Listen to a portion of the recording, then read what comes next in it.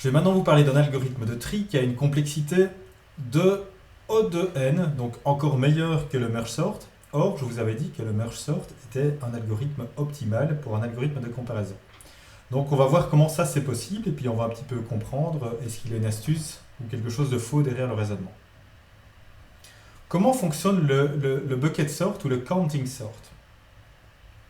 La manière dont il va fonctionner, c'est que on va supposer ici qu'on a des valeurs qui ont... Toutes les valeurs sont inférieures, plus petites ou égales à 100. Ok, elles sont toutes entre...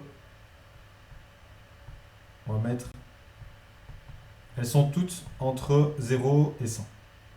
Ok, on va même dire strictement inférieures ici à 100. La manière dont on va procéder, c'est qu'on va compter le nombre d'occurrences de chacune des valeurs. Donc je vais préallouer ici un tableau de taille 100, okay, qui va contenir les compteurs ou les buckets de chacune des valeurs. Et je vais parcourir ensuite tous les éléments de mon tableau.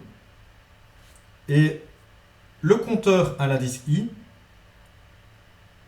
lorsque j'arrive à la valeur i, je l'incrémente. Okay. Donc j'incrémente le compteur à la valeur i de 1. Et ensuite, je vais simplement écraser, donc je vais parcourir tous les éléments de mon bucket. Et puis, pour chacune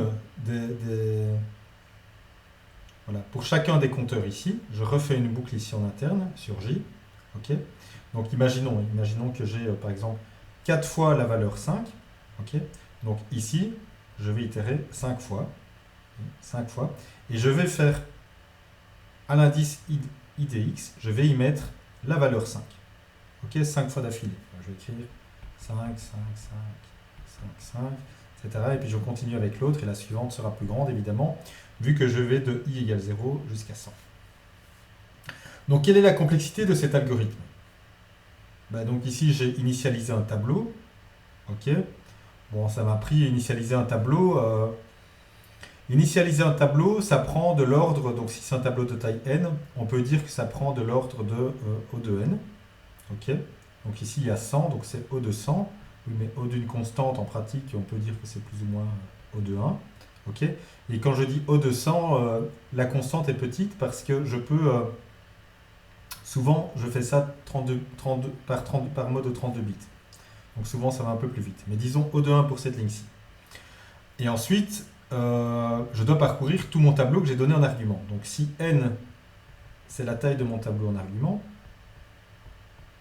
ici j'ai une boucle qui me prend θ de n pour augmenter tous mes compteurs. Et puis après ça, je dois reparcourir tous les éléments. Donc là j'en ai 100. Ok, tout 100. Mais à chaque fois, j'ai un compteur qui vaut le nombre d'occurrences que j'avais dans mon tableau initial. Donc ici, en gros, cette ligne-ci, pas en gros, mais de manière exacte, cette ligne-ci va être exécutée exactement θ de n fois. Okay. Et donc cet algorithme, si j'additionne, θ de n plus θ de n va s'exécuter, si je fais la simplification, en θ de n. Okay. Donc c'est très bon vu que c'est meilleur que ce qu'on a vu précédemment, le merge sort qui était en n fois log n. Donc c'est encore meilleur. Alors la question pour vous, que j'aimerais vous poser, c'est où est l'astuce? Où est l'astuce? Comment c'est possible qu'un algorithme de tri soit encore meilleur que merge sort? Alors l'astuce, c'est la suivante. L'astuce, c'est que j'ai un peu triché évidemment, parce que ici, cet algorithme ne fonctionne que pour des valeurs qui sont comprises entre 0 et 100. Si j'avais une valeur dans mon tableau d'input qui valait 200, cela n'aurait pas fonctionné. Ok. Alors vous allez me dire, les entiers, ça peut aller jusqu'à 2 exposants 31 moins 1. Ok, ça peut aller jusqu'à très grand. Mais si j'avais créé ici, dès le départ, un tableau de la taille 2 exposant 31 moins 1, certes, le temps, on aurait pu dire, il est constant, mais il aurait pris vraiment beaucoup de temps et surtout beaucoup de mémoire, ce tableau.